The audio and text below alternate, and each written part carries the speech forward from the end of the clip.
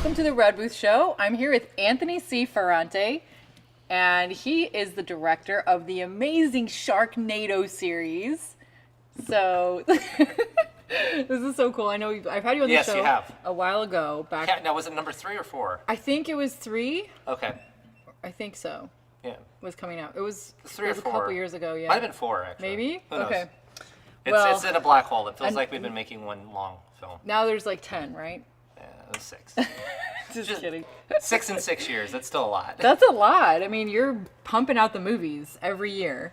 And these have a lot of special effects in them, too. Yeah. So that's like the obviously post-production heavy, which I know you're in the middle of right now. Yeah, we call basically I call the 6 months out of every year like it's a black hole from the time we start shooting to the time we deliver the movie, because a studio film has 2 years usually to do this stuff, and 100 days. We have like 18 days and less than 6 months to deliver a film with over 1,200 visual effect shots.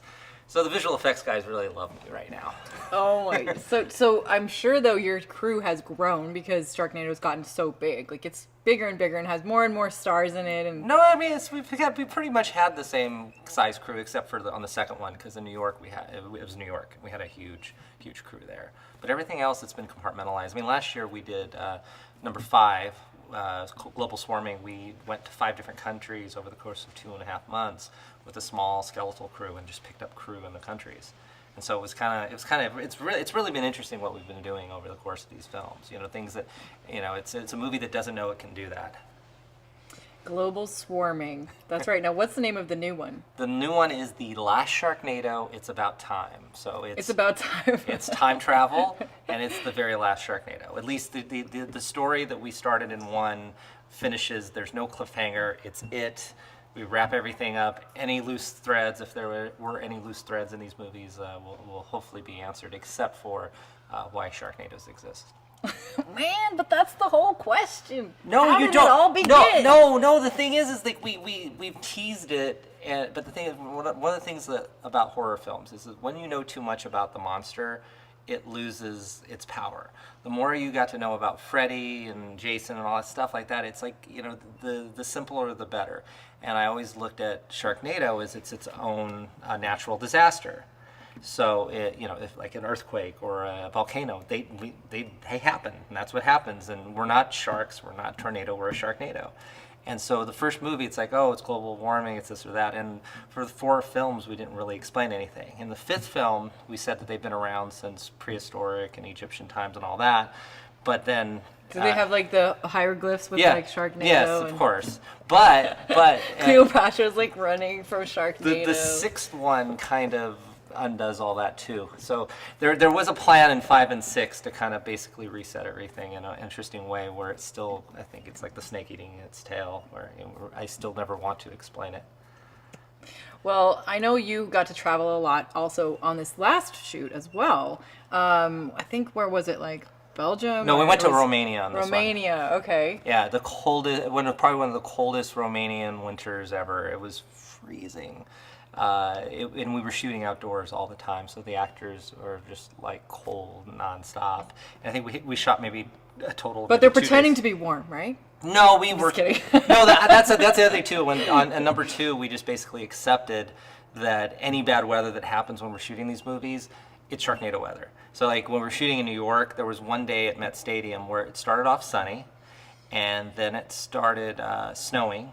And then when we got to the end of the scene, it was raining, and then it snowed. And when we got outside at the very end, it was completely covered in snow. And that was one day. So it's like, well, it's Sharknado weather. I mean, we can justify it, and no one can say it's continuity because it actually happened that way. So we just work it into the thing. The only thing that really killed us was we have a sequence that was set on a boat. And the way we had designed it in Romania was there was this dock, and we had a boat here, and we put the boat halfway out and halfway in, so then we could shoot as if they're out on the water through the 2 windows, right? And then we could use the dock for the dock part.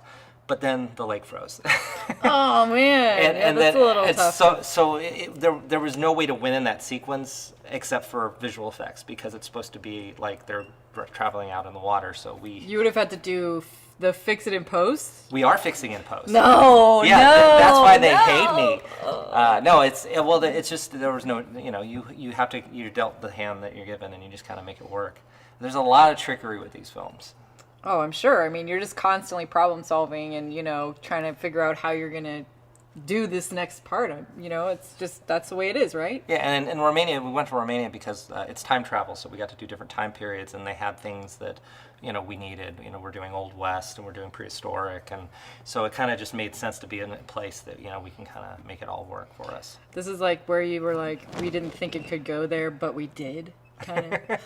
Well, the thing is, once sharks go into space, which was number 3, it's basically there's nowhere left to go except we can just kind of make it crazier. So I kind of look at it like the first 3 movies are like one trilogy in a weird way, even though there's a cliffhanger. So it's kind of sort of ishy, kind of grounded.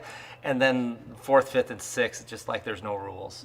We technically did a superhero movie with 4, 5. We went, all across the world, and then this one we're doing time travel. Oh my God! And it just allows. The great thing is that there's nothing that's off the table, and even when we do come up with crazy ideas, somehow those ideas, even if they're rejected, find their way into the later films. That's kind of happened on 4, 5, and 6, where it's like an idea that we had for 3 ended up in 4. An idea we wanted to do for 4 ended up becoming a big part of 5, which was the Sharknado Sisterhood that Nova started. And then there was this idea I pitched at the end, or when we were doing 5, and I said that's ridiculous. It's not going to work. And then on 6, it's a huge part of the last 30 minutes of 6, and it's nuts. Oh my God. This is so and it funny. involves Tara. Okay, well, we have to take a quick break. Okay. But we are going to be right back with Anthony C. Ferrante.